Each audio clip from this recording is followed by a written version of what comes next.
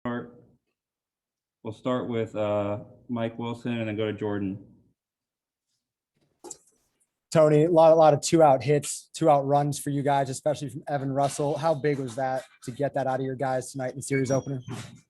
Yeah, I mean, Frank called it, the run we got in the eighth. It's just hard to put into words how big of a run that is. But, yeah, the guys had some fight to them, tonight, and it made it tough for the other pitchers to finish the inning.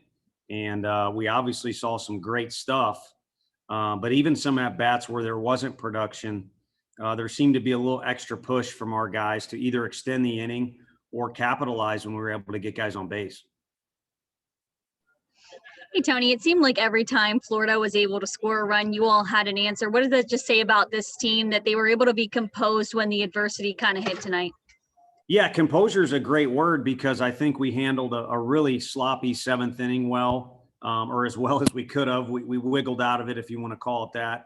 And then also Sean Hunley brings some composure out of the pen in a tough situation. But I think determination is a great word to kind of describe the group's mentality, where it's at right now, the kind of the vibe they put off.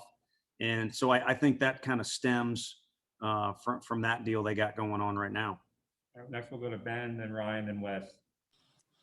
Tony, just with how Sean and Chad pitched last Friday in Tuscaloosa, just for them to bounce back the way that they did tonight, and Chad even had to go through some adversity tonight. Just what did you see from those two?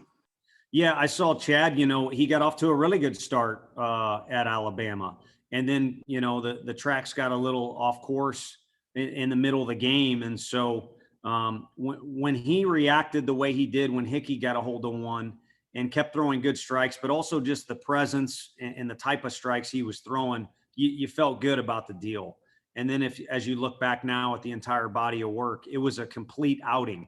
And in the SEC, I guess there have been some outings that are super, glossy or close to perfection, but that's not who our team is. And I don't know that's who Chad is, but it is a deal where he'll do whatever it takes to help our team win. And then when he gets out of the game, he'll do the exact same thing from the bench.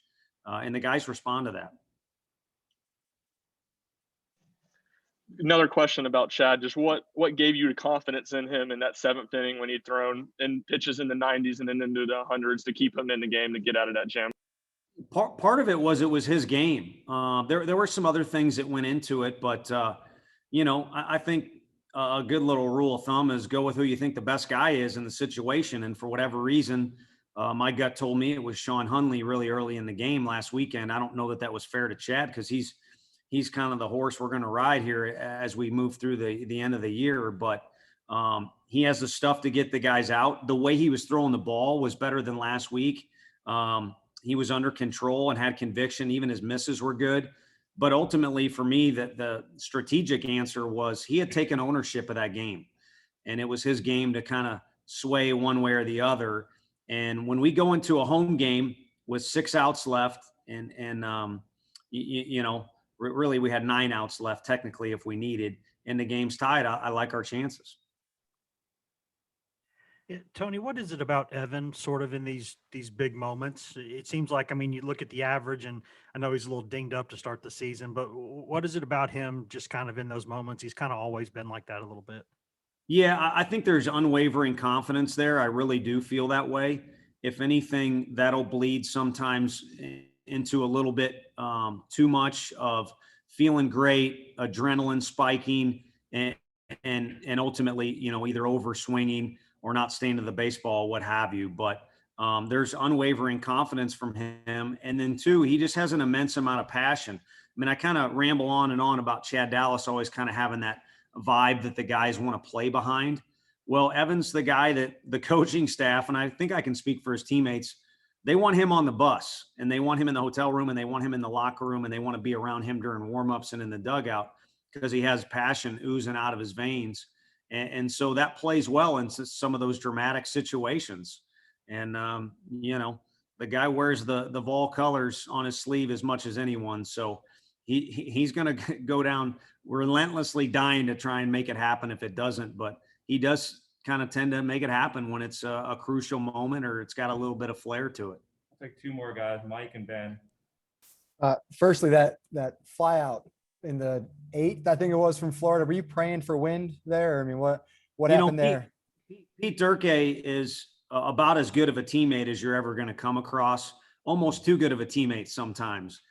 He does have that killer instinct in him, but you know, he's in the game, even though he typically is our DH. He's in the game. He's actively watching, and he pointed it out to everybody before they went out on defense. The wind has picked up. And so because Pete was so demonstrative about it, when the ball was hit, I think everyone kind of knew it was going to hang up a little bit. And, you know, Steenstra and Hickey, and I don't know if there was any other balls, maybe a Rucker hit, probably go a little further if it's a different part of the day or we have a different wind today. But, you know, we'll take it however we can get it. Then in the 7th, what was the miscommunication between Steenstra and Dallas on that pickoff that opened the gap for the single? It was coming from our catcher. It wasn't coming from Chad. Looking for a back pick, and it was just executed poorly as far as overcommitting a little too early. And, you know, credit to kids trying to find a way to win. But as intense as this league is and as complex of a league it is, you know, we just kind of talked about, you know, doing simple things great is kind of what puts you in a position to succeed. But it doesn't mean we can't do it again. I mean, heck, we technically did have a back pick later on. And I promise you, we do coach those situations. It just got a little hairy there for an inning. You got some young kids with a lot of adrenaline wanting to do well. And fortunately, we were able to kind of survive the storm or calm the seas, if you will. Tony, just what can you say about Liam at this point, just with the back and the hamstring, just continuing to do what he does and kind of set the tone for the rest of the lineup? I mean, is it at all surprising at this point? I mean, you have to a little bit. I mean, the guy's not playing 100%. I don't know that anybody is this time of year, but it's been a remarkable effort. I mean, the guy wants to be out there at shortstop, and we're not going to let him. So it kind of starts with that attitude. It's no surprise, I guess, that he wants to play, but I think it's, you know, surprising that he hasn't let it interfere with what he's got going on. If anything, it's kind of made him a little more determined to be good at what he can now do. And I think it's obviously been a catalyst in what we've had going on in these last few games. And his time will come where he's back out there. I mean, he likes being out there in the field, as does any kid playing full time. But somebody's got a DH for us, and it's a spot where we've, you know, been yearning for a little bit of productivity. And right now he's getting on base is the key. I mean, a double's great, but get on base. That's what the rest of the guys need to do. It's kind of become our team image. All right, thanks, Coach. Thanks, guys. All right, we'll have Chad Dallas here.